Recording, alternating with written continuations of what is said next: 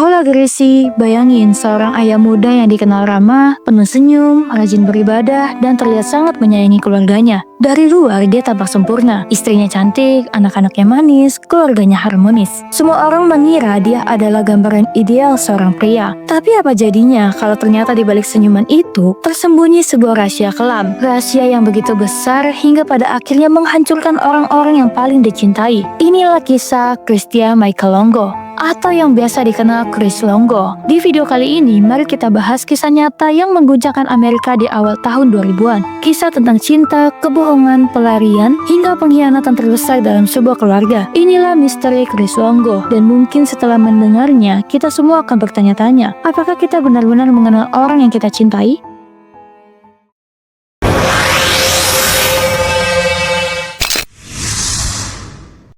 Christian Michael Longo, atau dikenal Chris Longo. Ia lahir di Iowa, Amerika Serikat. Sedari kecil, ia dan keluarganya menganut ajaran Jehovah's Witnesses. Jehovah's Witnesses sendiri adalah salah satu aliran dalam agama Kristen yang cukup ketat. Mereka dikenal punya aturan yang sangat mengatur kehidupan para pengikutnya. Misalnya, dilarang merayakan ulang tahun, tidak boleh ikut merayakan Natal, dan pacaran pun hanya diperbolehkan jika sudah benar-benar siap untuk menikah. Jadi bisa dibilang, kehidupan anggota jemaat ini diatur dengan disiplin tinggi sejak kecil. Chris Longo tumbuh dalam lingkungan itu. Ia mengikuti semua aturannya sejak kecil. Tapi ketika menginjak usia 18 tahun, dia mulai memberontak. Di usia remajanya, Chris mulai jatuh cinta pada seorang wanita bernama Mary Jane, yang kebetulan saat itu satu gereja dengannya. Mary Jane ini usianya lebih tua 7 tahun. Ia bekerja di bidang kedokteran gigi. Sementara Chris sendiri pada saat itu baru lulus sekolah. Setiap kali ibadah, Chris sering curi-curi pandang ke Mary Jane. Ternyata perasaan itu berbalas. Mary Jane pun merespon, dan keduanya akhirnya berpacaran diam-diam. Namun hubungan itu nggak berjalan mulus, karena orang tua Chris menentang keras usia Mary Jane jauh lebih tua darinya. Tapi bagi Chris, cinta itu terlalu kuat untuk diabaikan. Setelah lulus sekolah, Chris bekerja di sebuah toko kamera. Di tempat itulah ia memberanikan diri untuk melamar Mary dengan cincin berlian yang harganya cukup mahal. Mereka pun resmi bertunangan.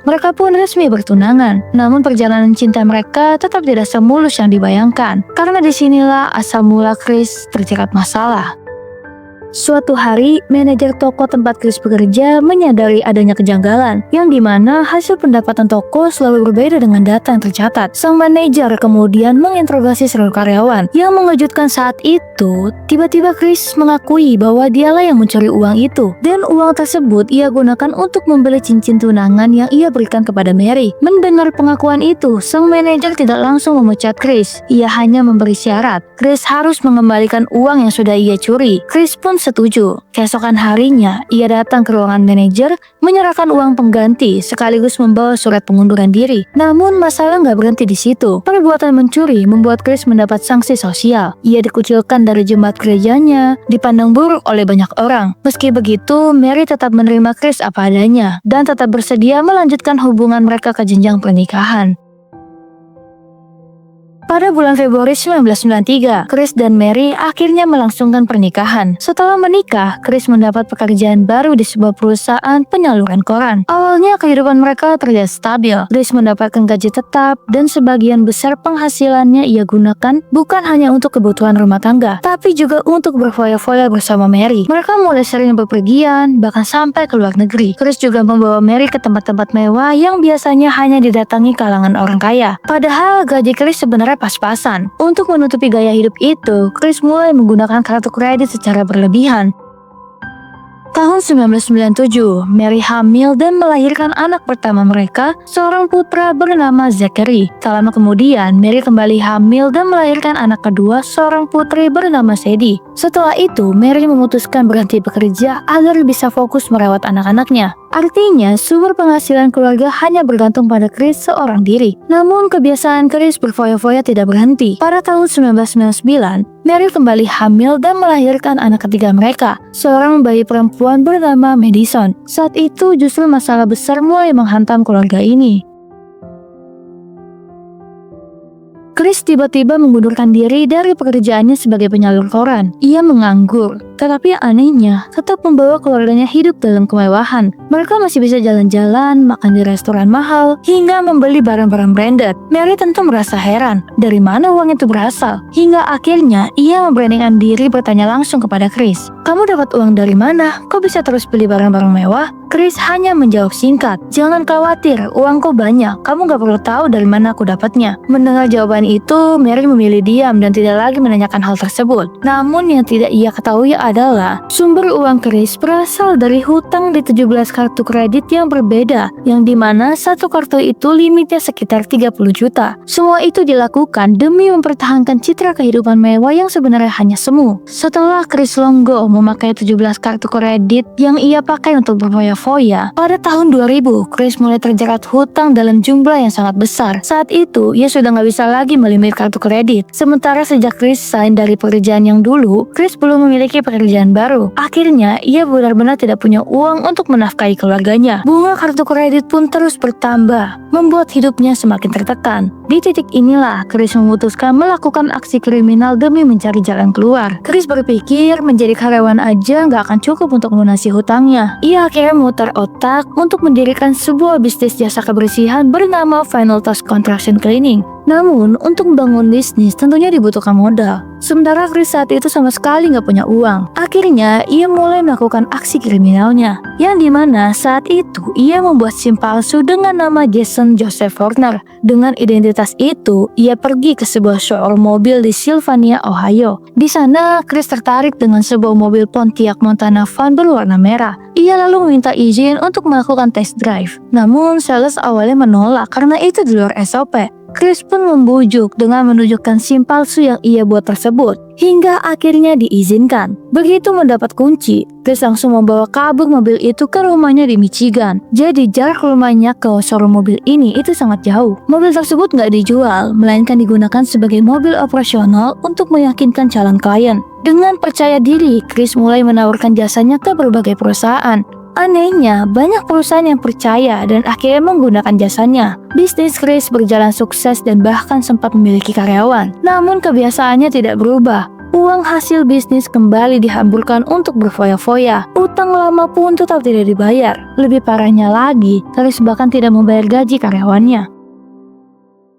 Setelah Chris Longo memakai 17 kartu kredit yang ia pakai untuk berfoya-foya, pada tahun 2000, Chris mulai terjerat hutang dalam jumlah yang sangat besar. Saat itu, ia sudah nggak bisa lagi melimit kartu kredit. Sementara sejak Chris resign dari pekerjaan yang dulu, Chris belum memiliki pekerjaan baru. Akhirnya, ia benar-benar tidak punya uang untuk menafkahi keluarganya. Bunga kartu kredit pun terus bertambah, membuat hidupnya semakin tertekan. Di titik inilah, Chris memutuskan melakukan aksi kriminal demi mencari jalan keluar. Chris berpikir menjadi karyawan aja nggak akan cukup untuk melunasi hutangnya. Ia akhirnya memutar otak untuk mendirikan sebuah bisnis jasa kebersihan bernama Final Touch Construction Cleaning. Namun, untuk membangun bisnis tentunya dibutuhkan modal. Sementara Chris saat itu sama sekali nggak punya uang. Akhirnya, ia mulai melakukan aksi kriminalnya. Yang dimana saat itu, ia membuat SIM palsu dengan nama Jason Joseph Horner. Dengan identitas itu, ia pergi ke sebuah showroom mobil di Sylvania, Ohio. Di sana, Chris tertarik dengan sebuah mobil Pontiac Montana van berwarna merah. Ia lalu meminta izin untuk melakukan test drive. Namun, sales awalnya menolak karena itu di luar SOP.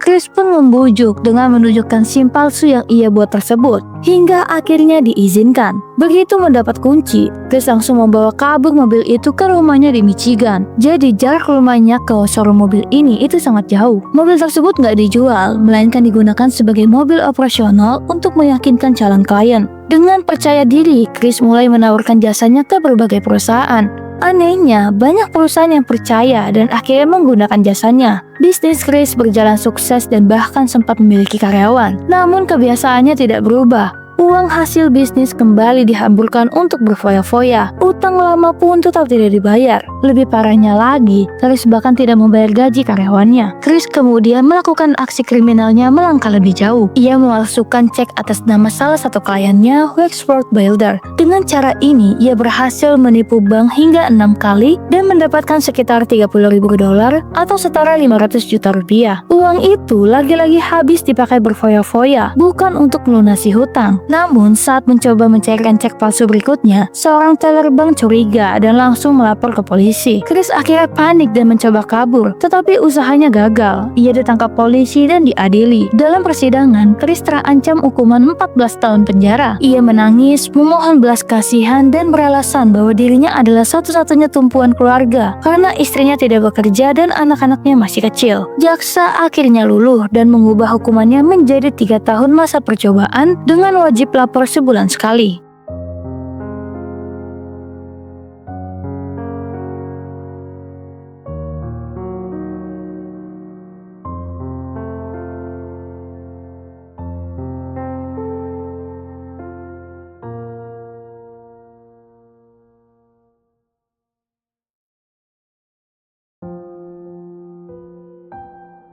Alih-alih berubah, Chris justru mengulangi kebiasaan buruknya. Pada 21 Mei 2001, ia mengajak istri dan ketiga anaknya pindah ke Oregon. Meskipun saat itu statusnya masih wajib lapor, tapi dia tetap nekat pindah ke Oregon. Di sana, ia bahkan melarang Mary istrinya untuk menghubungi keluarganya. Mendengar hal itu, Mary sang istri pun nurut-nurut aja. Hidup di Oregon pun gak mudah, uang mereka semakin menipis, sehingga Chris harus terus mencari pekerjaan. Karena statusnya masih terjerat pidana, Chris hanya boleh bekerja paruh waktu, bukan full time. Akhirnya, Chris harus bekerja paruh waktu di Starbucks di Mall Fred Meyer Store. Setelah bekerja, ia mendapatkan gaji. Cuman, gajinya bukan digunakan untuk keluarganya, tapi dia pakai untuk membeli barang-barang branded agar terlihat keren di depan rekan kerjanya. Melihat hal itu, rekan kerjanya pun heran. Kok bisa Chris memakai barang-barang branded padahal ia hanya bekerja paruh waktu di Starbucks? Mendengar hal itu, Chris pun menjawab, "Aku ini sebenarnya pebisnis sukses dari Michigan, dan kerja di sini tuh cuman hanya meluangkan waktu kosong aja." Chris pun makin gila hormat. Ia memindahkan keluarganya ke hotel mewah The Landing at Airport dengan bermodalkan omongan bahwa dirinya adalah pembisnis sukses dari Michigan. Chris berhasil meyakinkan pemilik hotel untuk memberi satu unit tanpa harus membayar terlebih dahulu. Ia bahkan mengundang rekan kerjanya ke hotel itu untuk membuktikan statusnya sebagai orang kaya.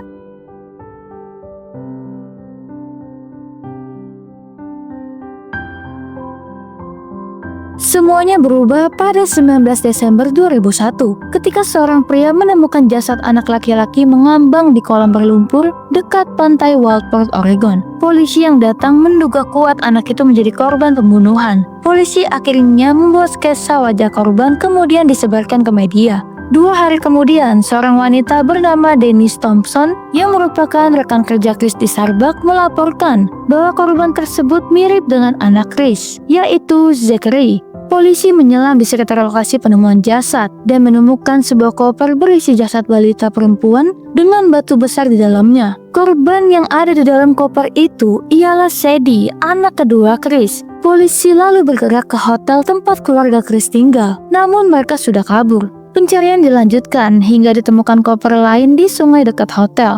Isinya membuat polisi terkejut. Di dalamnya terdapat jasad Mary dan Madison, istri dan anak ketiga Chris. Kasus ini langsung menggemparkan publik. Polisi memburu Chris dan pada 28 Desember 2021, namanya resmi diumumkan sebagai buronan.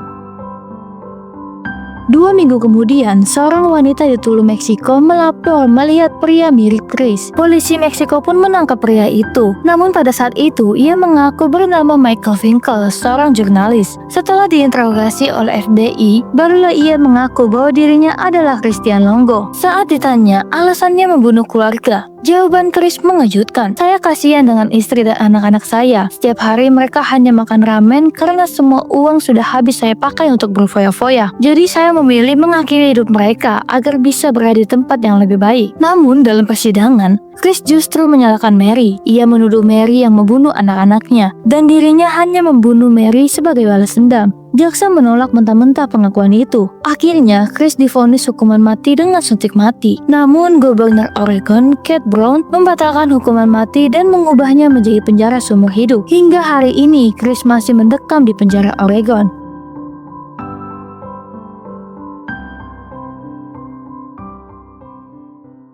Nah, itu dia Gracie, kisah kelam Christian Longo. Kita bisa belajar bahwa hidup melebihi batas kemampuan hanya akan membawa bencana. Sebuah keluarga yang awalnya penuh cinta, akhirnya hancur hanya karena gaya hidup berlebihan dan hutang yang tak terkendali. Hidup sederhana, jujur, dan sesuai kemampuan jauh lebih membahagiakan daripada terlihat mewah tapi penuh tipu daya. Karena pada akhirnya, kebahagiaan bukan soal apa yang kita punya, melainkan bagaimana kita menjaganya dengan tulus dan jujur. Pertanyaannya untuk kalian, kalau berada di posisi Mary, kalian akan tetap bertahan dengan pasangan yang penuh kebohongan atau memilih pergi demi menyelamatkan diri dan anak-anak? Kalau kalian suka dengan cerita ini, jangan lupa untuk like, comment, dan subscribe channel ini ya. Sampai jumpa di cerita misteri berikutnya.